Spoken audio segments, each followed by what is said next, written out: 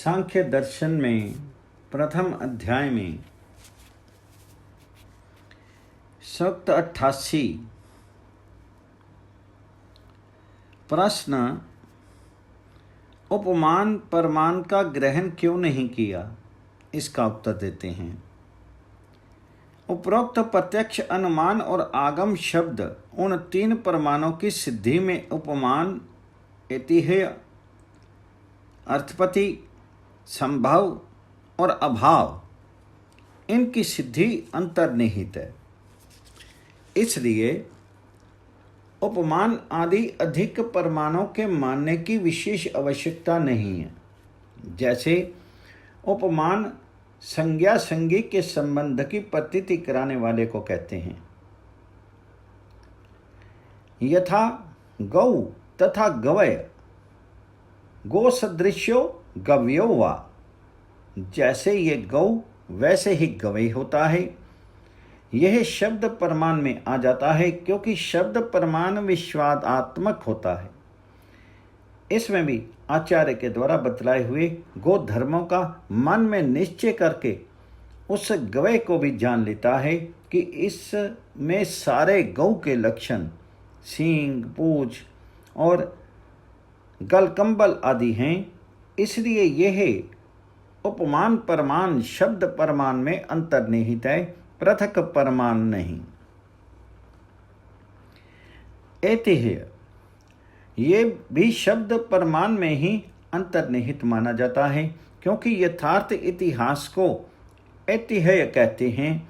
वह इतिहास किसी विशेष विद्वान आप्त पुरुष द्वारा निर्मित होता है। आप्त वचन को ही शब्द प्रमाण कहा है, साधारण व्यक्ति के वाक्य को नहीं। अर्थपति प्रमाण अनुमान प्रमाण में आ जाता है।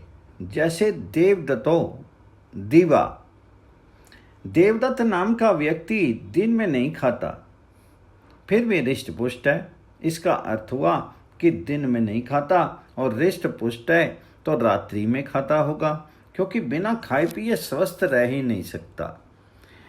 एक दो दिन में ही आंखों के आगे तारे से टूटने लगते हैं, अधिक दिन की तो बात ही क्या।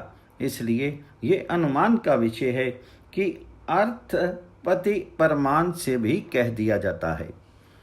संभव और अभाव से ये प्रमाण भी अनुमान में ही अंतर्विहित हो जाते हैं। जैसे 10 व 15 सेर वस्तु में 20 सेर का अभाव है, क्योंकि वे 20 सेर से अधिक नहीं हैं, और 20 सेर में 10-15 सेर का होना संभव है, क्योंकि ये 20 सेर से कम है। इस प्रकार ये दोनों प्रमाण भी अनुमान में आ जाते हैं, परंतु मुख्य प्रमाण प्रत्यक्ष अनुमान और शब्द ही है। अन्य उपमान ऐतिहासिक गौण हैं, जो उक्त तीनों में ही समाविष्ट हो जाते हैं।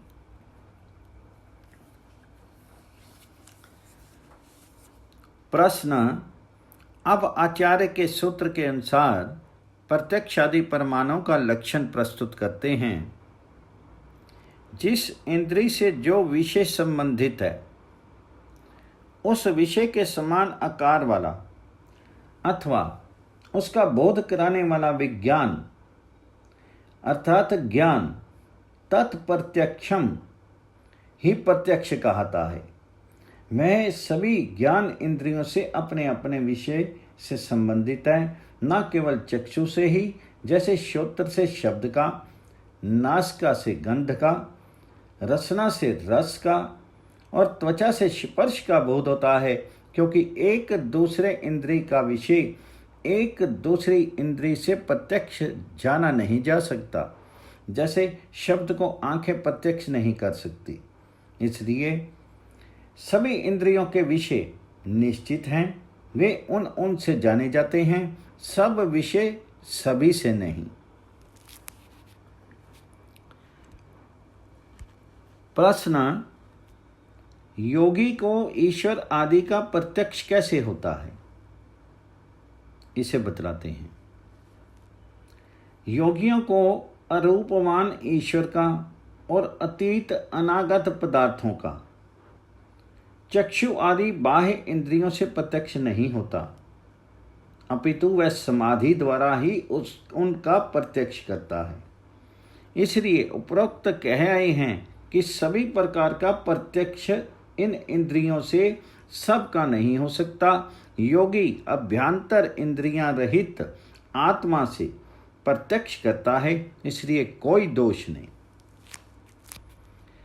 पुनः उक्त विषय से अन्य हेतु देते हैं। अतीत, अनागत और अति सूक्ष्म ईश्वर जो भौतिक इंद्रियों द्वारा प्रत्यक्ष का विषय नहीं, उसके प्रत्यक्ष के लिए योगी को दिव्य शक्ति की प्राप्ति से उसका प्रत्यक्ष होता है।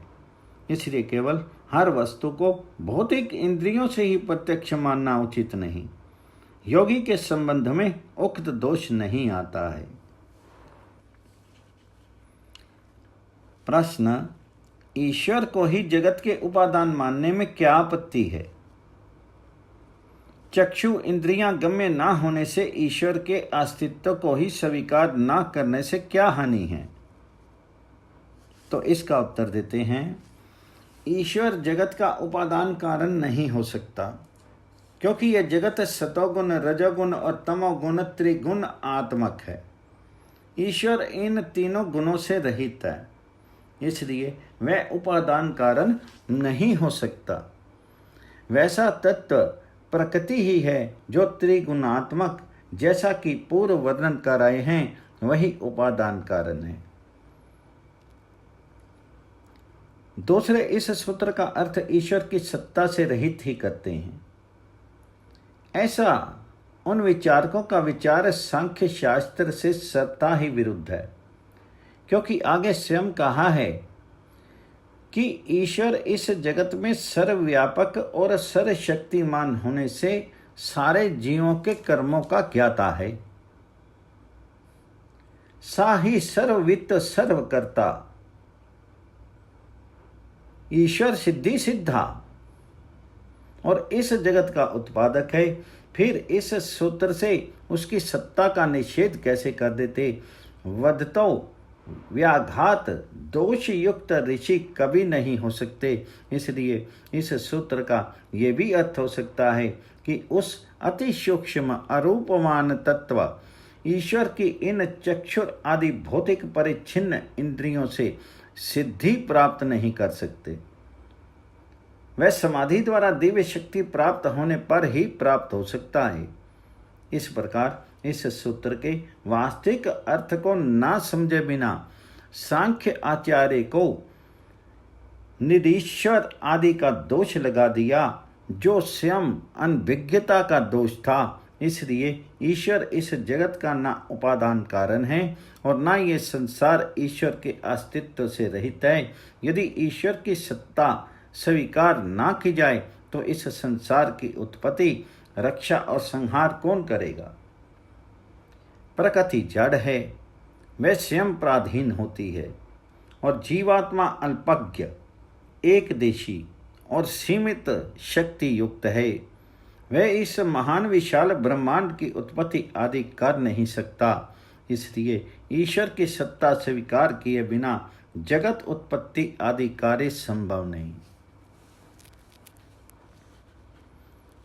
ईश्वर की सत्ता में अन्य हेतु देते हैं। संसार में दो प्रकार के जीव हैं, एक मुक्तात्मा और दूसरे बद्ध जीव। इन दोनों में से भी जगत की उत्पत्ति आदि न तथा सिद्धि करने में समर्थ नहीं हो सकते, क्योंकि बद्ध तो स्वयं सांसारिक आवागमन के चक्कर से युक्त हैं। वह तो क्या किसी को खोलेगा, और मुक्त आत्मा भी इसलिए जगत उत्पत्ति में समर्थ नहीं हो सकते कि उनसे भी इस प्रकार की शक्ति सर्वज्ञ सर्वशक्ति आदि की नहीं होती, क्योंकि जीव के एक देशी के गुण तो मुक्ति में भी बने रहते हैं। इसलिए सर्वज्ञ सर्वशक्तिमान ईश्वर के बिना इस जगत की उत्पत्ति, पालन और प्रलय बद्ध और मुक्त जीव भी नहीं कर सकते। ईश्वर की सत्ता स्वीकार करनी ही होगी। पुनः उक्त विषय में अन्य हेतु देते हैं। उक्त दोनों ही प्रकार से आपका विचार स्वीकार करने के योग्य नहीं। एक ईश्वर को उपादान कारण मानने का और दूसरा बद्ध व मुक्त आत्माओं में से कोई एक ही जगत रचयिता हो सकता है, ऐसा कहना भी युक्ति युक्त नहीं। प्रश्न, उक्त विषय में अन्य हेतु देते हैं। साधारण लौकिक मनुष्य की अपेक्षा से मुक्त आत्मा की प्रशंसा होती है। वह केवल इसलिए होती है कि उसने किसी एक विशेष आनंद रूप शक्ति को प्राप्त कर लिया होता है।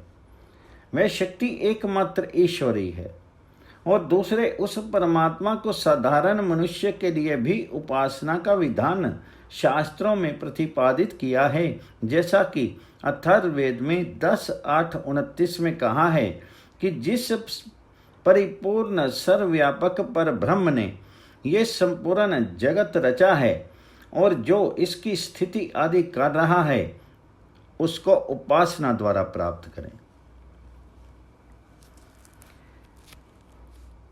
कठोपनिषद में भी कहा है, जिसने इस अमूल्य मानव जीवन को प्राप्त करके उस परमात्मा को समाधिस्थ होकर जान लिया है, तो उसने अपना जीवन मानो सफल कर लिया है।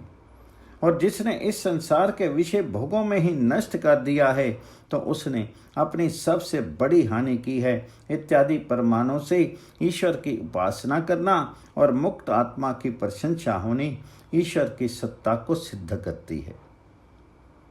स्वयं आचार्य 5:2 में आगे कहेंगे कि ईश्वर के बिना जीवों के कर्मों का यथार्थ रूप में फल प्राप्त नहीं हो सकता। कहा है कि वही सर्वव्यापक अकाय आदि गुण विशिष्ट ईश्वर ही संपूर्ण जीव रूप प्रजा के कर्म के अनुसार भोग योनि की व्यवस्था करता है।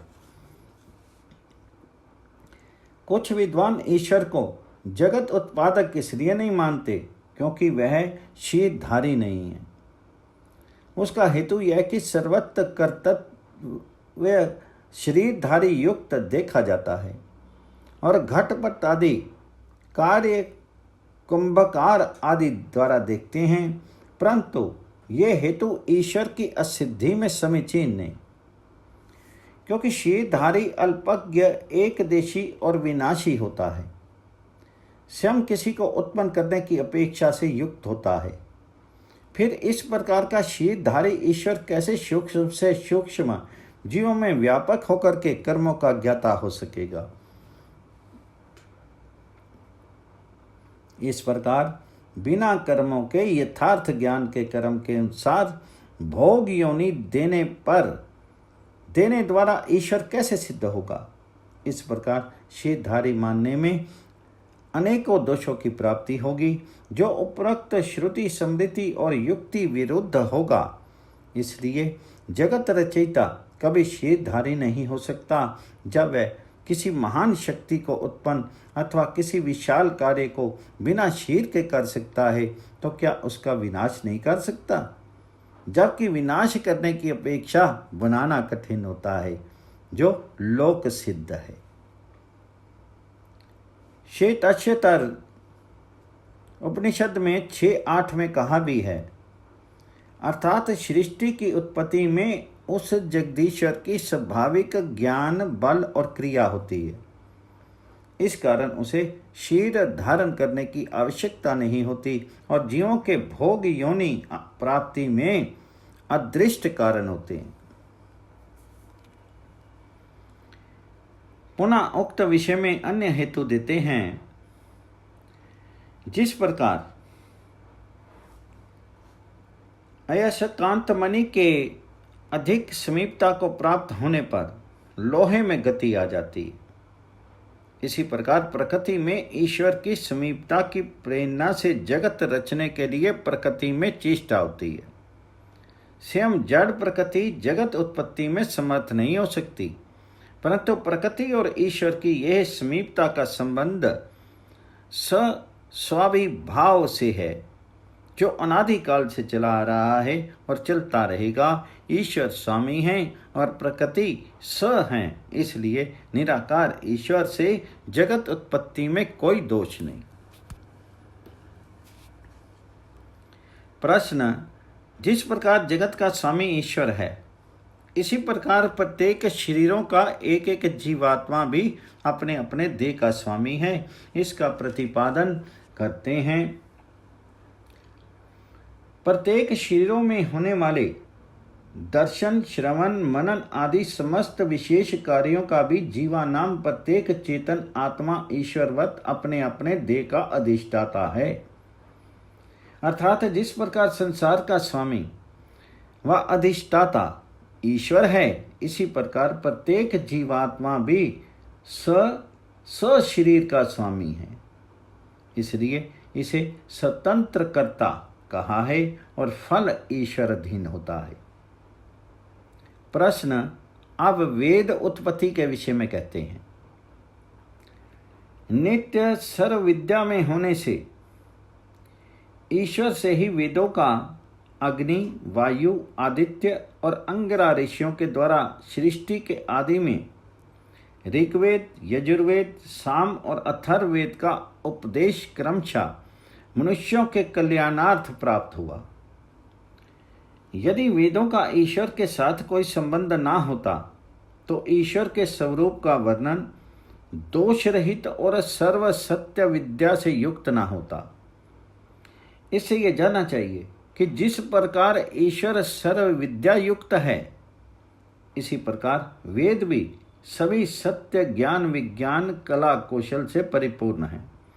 किसी भी प्रकार का ज्ञान, विज्ञान आदि संसार में ऐसा नहीं है जो वेदों में ना हो। ऐसा ब्रह्मा ऋषि से लेकर के महर्षि दयानंद पर्यंत ऋषियों का कथन है।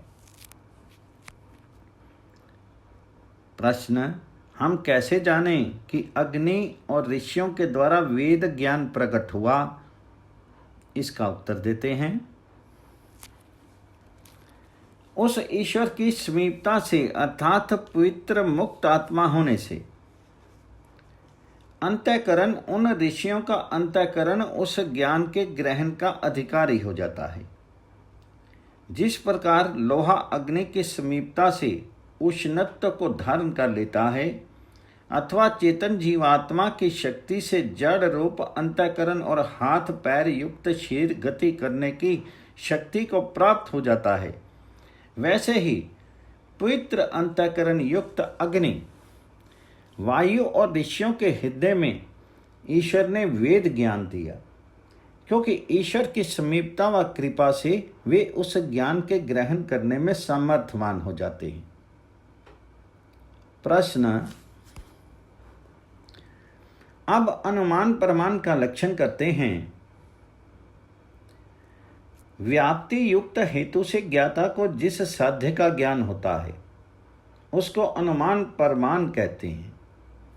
जैसे यत्र धूमस्तत्राग्नि, जहाँ धूम होता है वहाँ अग्नि अवश्य होती है, क्योंकि अग्नि तो धूम के बिना भी नहीं रह सकती है, परंतु धूम अग्नि के बिना नहीं रह सकता। इसलिए जिस प्रकार अनुमान से अग्नि आदि अनेकों भूख, प्यास, सुख, दुख, वायु आदि तत्वों की सिद्धि होती है, इसी प्रकार अभौतिक ईश्वर, जीव और प्रकृति, इन तीन अनादि तत्वों की सिद्धि होती है। जैसे जगत के कर्तव्य से ईश्वर का बोध, घट आदि कार्य से उपादान प्रकृति का और भोग से भोक्ता रूप जीव का अनुमान होता है। प्रश्न, अब शब्द प्रमाण का लक्षण करते हैं। यथार्थ ज्ञाता को आप्त कहते हैं, उसी के उपदेश को शब्द प्रमाण माना है। जो छल कपट से युक्त और जिसने ठीक ठीक विषय को नहीं जाना, ना जीवन में ढाला, वह आप्त नहीं कहाता। उसका वचन भी शब्द प्रमाण कभी नहीं हो सकता। अब प्रमाणों का प्रयोजन कहते हैं। प्रकृति और पुरुष की सिद्धि प्रमाण से होती है, इसलिए प्रमाणों का उपदेश किया जाता है। क्योंकि किसी भी विषय को यदि यथार्थ रूप में जानना हो तो वह प्रमाणों के बिना जाना नहीं जा सकता। ऐसा शास्त्रों का अटल सिद्धांत है। कहा भी है, युक्ति और प्रमाण ही उस वस्तु को बतला सकते हैं कि ये जड़ है या चेतन। जड़ है तो क्यों, चेतन है तो क्यों, केवल प्रतिज्ञा मात्र कथन करने से नहीं कि मैंने कह दिया ये तो जड़ है, चाहे वह चेतन गुण युक्त ही क्यों ना हो। जैसे आजकल बहुत से लोग चेतन ईश्वर के स्थान पर अविद्या के कारण युक्ति प्रमाण शून्य होते हैं, होने से जड़ मूर्ति को ही ईश्वर मान करके पूजा कर रहे हैं। घंटों उनके आगे हाथ जोड़े हुए नाना प्रकार की इच्छा पूर्ति कराना चाहते हैं, जबकि वह किसी को कुछ भी देने में समर्थ नहीं, क्योंकि देता वही है जो दाता उसके योग्य होता है, और चेतन तत्व ही किसी की प्रार्थना को सुन सकता है। इसलिए प्रमाणों का यथार्थ बोध हेतु अति महत्व है।